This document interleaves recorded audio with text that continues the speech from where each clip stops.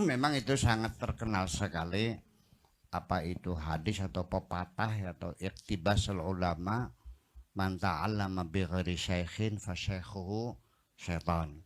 Barang siapa yang belajar, tapi di sini tidak umum belajar ilmu ya, belajar itu spiritual itu, kalau tidak punya guru maka gurunya setan. Ini saya melihat ada benarnya ini ya. Memang ketika kita masuk dalam wilayah spiritual, itu adalah kita masuk dalam wilayah yang kita sendirinya gelap gulita, ya, tidak semudah itu, ya. Apalagi kita, Nabi Ibrahim saja itu setannya datang mengaku Tuhan, ya. Ahlal tulakal muharramat, sejak hari ini semua yang haram menjadi halal buat kamu. Ya, akhirnya Nabi Ibrahim itu sadar ini pasti setan, langsung cari batu dan dilempari. Dan akhirnya sampai sekarang kita napak tilas Nabi Ibrahim melempari setan itu ketika musim haji. Kita ada balang jumrah, itu adalah untuk melempar setan, sekalipun saya yakin tidak bakal kena setan itu. Tapi itu hanya menapak tilasi saja lah gitu, bahwa betapa mencari kebenaran itu di tengah perjalanan kita disesatkan oleh itu. Makanya perlu ada mursyid. Itu yang jadi persoalannya. Tetapi juga kita masih hati-hati bahwa mursyid sendiri sesungguhnya nggak usah dicari. Orang cari mursyid itu banyak kesasar kok. Ujung-ujungnya cari merah delima. Betul nggak? Nyari piring petuk. Nyari pedang samurai, mencari cangling babi, terakhir menggandakan uang, ya disasar-sasarakan. Nah, hakikatnya nanti begini sebetulnya, bukan murid mencari mursyid, tapi mursyid yang mencari murid. Ya, mursyid itu akan mencari orang-orang yang punya bakat dan minat. Kayak musabaqah tilawatil Quran kan kita mencari minat, iya. Kita cari ya anak berbakti kita latih. Nah mursyid juga sama, dia mencari.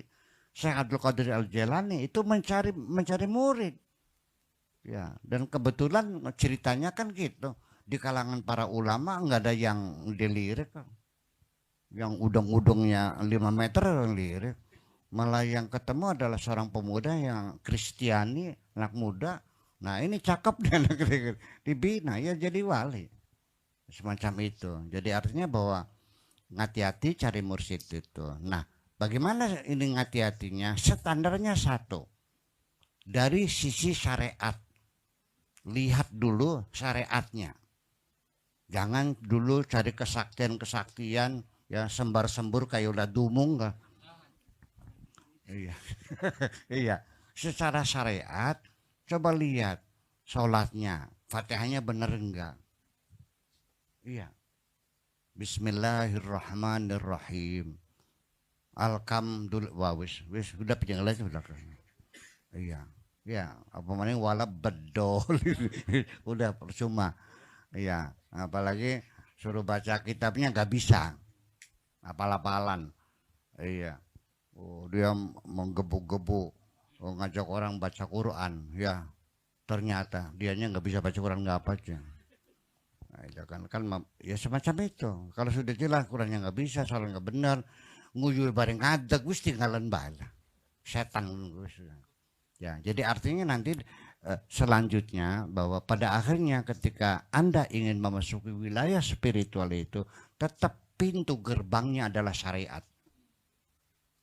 Ya, kuasa dulu syariat itu bagaimanapun juga. Jangan dianggap remeh karena itu pintu gerbang. Ya memang ada yang ujuk-ujuk seperti wali-wali abdal kayak Dun Al-Masri itu hari ini jadi pelacur, besok jadi wali. Ada Robi'ah Al-Adawiyah. Ada yang hari ini jadi pemabok, perampok, besoknya jadi wali. Tapi itu kan jarang terjadi. Betul nggak? Jadi kalau menyontoh, menirulah sesuatu yang banyak terjadi, yang jarang terjadi. Nah, jadi artinya ya melalui proses syariat dulu, pembenaran kita dulu, pembetulan dulu, artinya secara rapi ya ibadah kita, sholat kita, puasa kita, baca Quran, mengenali hukum-hukum fikih yang secara betul dan sebagainya, kemadhabannya, apakah di akidahnya, di syariatnya, tarekatnya dan sebagainya. Nah, itu baru masuk ke dalam wilayah spiritual.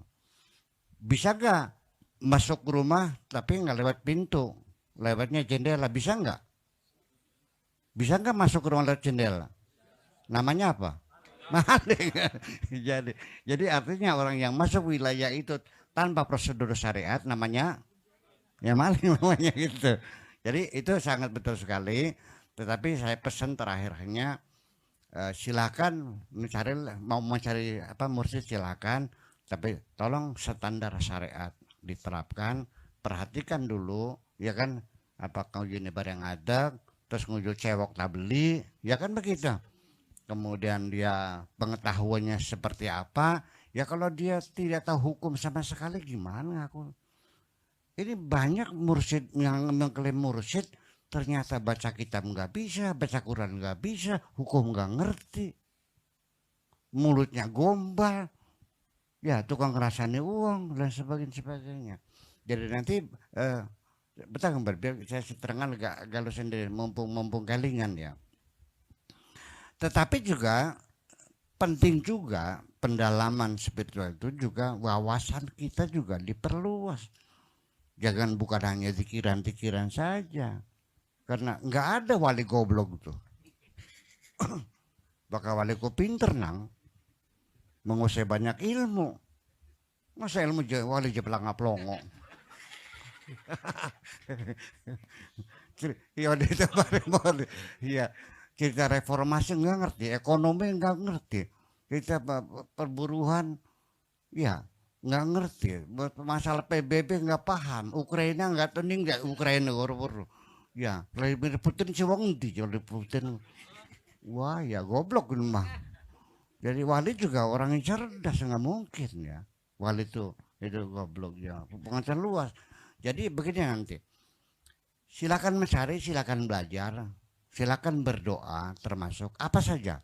Mau minta sugi, minta benar, pengen jadi wali, mangga silakan. Apa saja, minta pengen jadi wali, pengen jadi pejabat, pengen jadi profesor, pengen jadi orang kaya dan pengen jadi orang sakti, mangga silakan. Allah apa saja bisa. Innallaha ala kulli syai'in qadir. Silakan minta. Tetapi nanti yang penting adalah bukan rumusan doanya yang penting. Allah nggak perlu doa panjang-panjang, to the point saja sih. Ya, di Al-Quran doa para nabi, para rasul nggak ada yang panjang-panjang. Doa aja rong jam si pribadi mana. Iya dong itu depannya Rabbana atina fid dunya hasanah wa fil akhirati hasanah wa qina adzabannar. Rabbi habli min ladunka waliyya yaritsuni wa yaritsu min ali yaqub. Selesai poin depan aja yang penting. Jadi nanti yang penting bukan doa rumusannya, tetapi bagaimana kita mempersiapkan diri kita supaya doa kita dikabul, supaya kita layak diberi oleh Allah. Itu yang paling penting. Terima kasih, gitu aja. Enggak. Jadi selanjutnya satu closing statementnya sekali lagi, bahwa nanti dalam memposisikan diri kita di tengah masyarakat yang layak, kemudian memposisikan kita sebagai manusia, itu tentu artinya ini namanya mujalasa, ya. Apa? Ya, mujalasatul aulia ini, mujalasatul aulia ini adalah artinya bahwa ketika kita tidak berdialog dengan siapapun kecuali dengan diri kita sendiri, fa'ana jalisuka, kata Allah, maka aku akan bercengkrama bersamamu. Ketika engkau hanya bercengkrama dengan dirimu sendiri, maka akulah sebagai teman bercengkramamu. Artinya ketika manusia itu lebih banyak introspeksi, berdialog dengan dirinya sendiri, dengan hatinya sendiri, disitulah kita berdialog dengan Tuhan. Karena hati kita tidak pernah bohong. Yang bohong adalah otak kita. Jadi makanya ketika kita pertengkaran antara hati dan otak ini tidak selesai, tidak ada genjatan senjata, ceasefire, maka dijamin Anda tidak akan bisa tidur. Kapan bisa tidur? Ketika sudah ada perdamaian antara hati dan otak kita. Kalau kita punya masalah, bertanyalah kepada hati kita, dia akan jujur. Tapi kalau bertanya kepada otak kita, dia akan memberikan advokasi, mencari pembenaran terhadap kesalahan-kesalahan kita. Kejujuran ada di dalam hati kita. Itulah inti tasawuf, bahwa yang sering tanyalah kepada hatimu sendiri. Terima kasih. Enggak.